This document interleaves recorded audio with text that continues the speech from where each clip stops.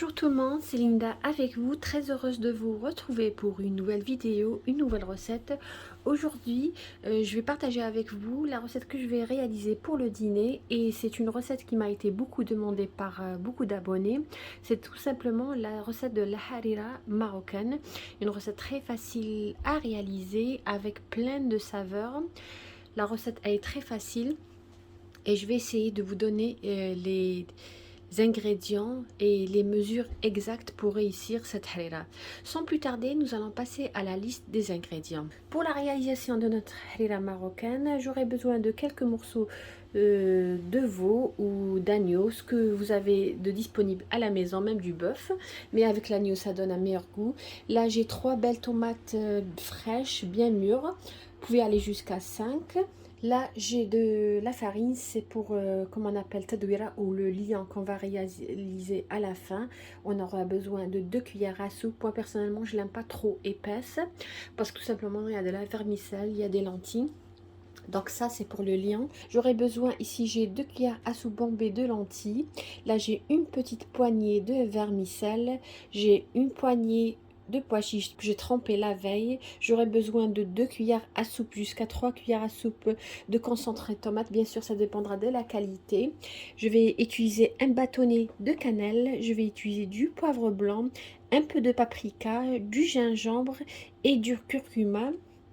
Aussi, j'aurai besoin d'un bouquet de persil, de coriandre et ainsi quelques branches de céleri. Aussi, j'aurai besoin de 2 petits oignons ou un oignon grand et de beurre clarifié sel. Si vous n'avez pas du beurre clarifié, vous pouvez remplacer ça par tout simplement par du beurre. Suivez-moi, nous allons passer à la réalisation. Pour la cuisson de ma harira, j'ai choisi une cocotte, mais sinon vous pouvez utiliser n'importe quelle marmite ou un faitout à fond épais. L'huile de table, je vais mettre à peu près 2 cuillères à soupe. Et je vais ajouter le beurre clarifié. Donc voilà la marque que j'utilise. Je vais utiliser à peu près comme ça, une demi-cuillère à soupe.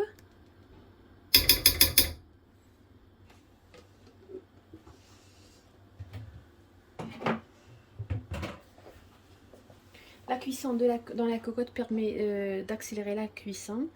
Donc si vous voulez une harira express, je vais ajouter les 2 oignons que j'ai râpés.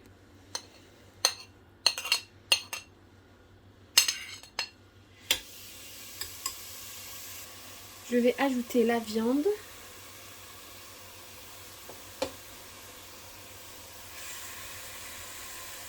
Et je vais faire revenir jusqu'à ce que l'oignon devienne translucide. Là, je vais ajouter le bouquet coriandre, persil et quelques branches de céleri. Je vais le mettre de côté parce que je vais tout simplement l'enlever tout à l'heure. Je vais ajouter les pois chiches que j'ai trempés la veille. Si les vôtres sont pré-cuits, ajoutez-les à la fin.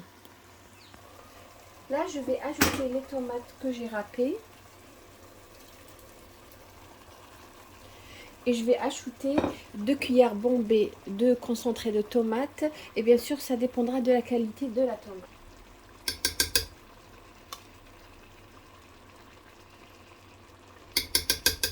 Toujours quand on prépare la chourba ou la harira, on doit mettre la tomate concentrée au début pour réduire l'acidité.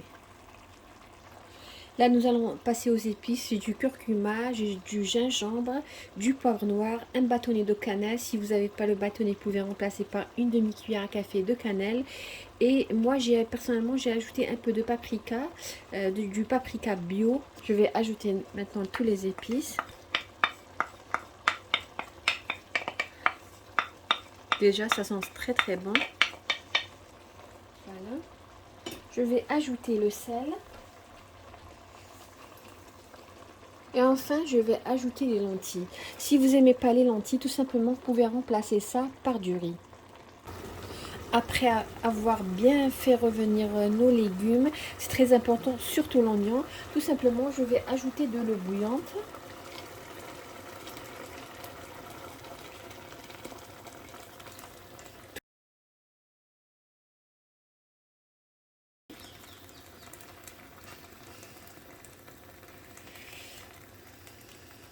Alors j'ai ajouté 1,5 litre et ma cocotte, la contenance de ma cocotte c'est 4 litres. Je vais tout simplement fermer la cocotte à peu près pendant 25 minutes jusqu'à 30 minutes à feu moyen. Là les amis, nous allons réaliser le lien ou tadouira comme on dit. Là j'ai les 2 cuillères à soupe de farine. Moi comme je vous ai dit, j'ai pas envie d'avoir une harira très épaisse. J'ai ajouté 400 ml d'eau, un petit peu de coriandre fraîche et j'ai ajouté un petit peu de gingembre. Si vous aimez vraiment le goût du gingembre, ou sinon vous pouvez le laisser tel qu'il est. Alors à l'aide du blender ou du bras mixeur, je vais mixer afin d'éviter les grumeaux. Et je vais ajouter cette préparation progressivement à notre harira. Là, comme vous voyez, c'est notre harira. J'ai enlevé le bouquet de persil et de coriandre ainsi que les brins de céleri. Et je vais ajouter progressivement le tadouira jusqu'à obtenir la consistance voulue. Alors, si vous voyez qu'après avoir ajouté ça, votre harira est épaisse, vous pouvez tout simplement ajouter de l'eau bouillante. Alors, je vais ajouter progressivement et remuer entre-temps.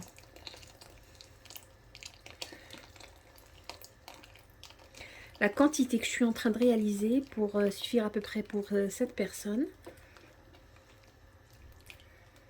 Remuer sans arrêt et ajouter progressivement.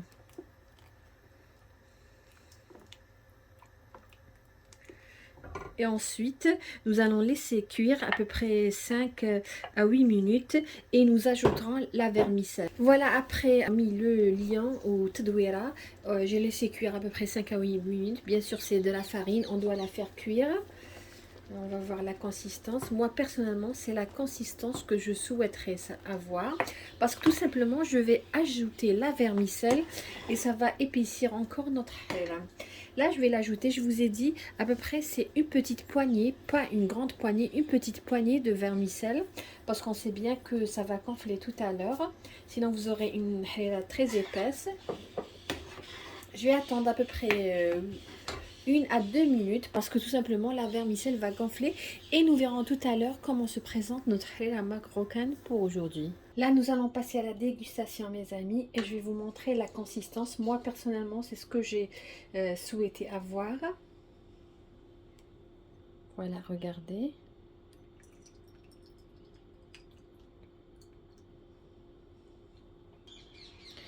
Voilà comme vous voyez. Moi personnellement c'est ce que j'ai souhaité avoir comme consistance, c'est-à-dire elle n'est pas trop légère et elle n'est pas aussi trop épaisse. Et bien sûr je vais décorer avec de la coriandre fraîche que j'ai laissée de côté. Et voilà notre harira marocaine pour aujourd'hui. Bien sûr, je vais servir avec un petit citron et des bourraques. Et bien sûr, habituellement, la harira marocaine est servie avec la chebakia. Voilà la consistance. Je ne sais pas si vous arrivez à voir. Voilà, comme vous voyez, une très bonne harira, très facile à réaliser. Regardez, je vais vous montrer la consistance. Moi, personnellement, c'est comme ça que je l'aime. Voilà, je préfère comme ça. Regardez-moi, vraiment magnifique. Et très important aussi d'utiliser de la vermicelle fine, pas la vermicelle un petit peu épaisse. Voilà, grosso modo, la harira marocaine pour aujourd'hui. J'espère que vous avez aimé la recette que j'ai réalisée pour vous aujourd'hui, que vous allez la réaliser. Si vous la préparez autrement, n'hésitez pas à me laisser un commentaire et me dire comment vous la préparez vous aussi. Bien sûr, dans la même famille, on prépare les choses différemment. Alors, n'hésitez pas à me dire comment vous préparez votre harira. Sur cette harira marocaine, je vous dis merci de m'avoir suivi. Je vous souhaite une agréable journée et à la prochaine vidéo.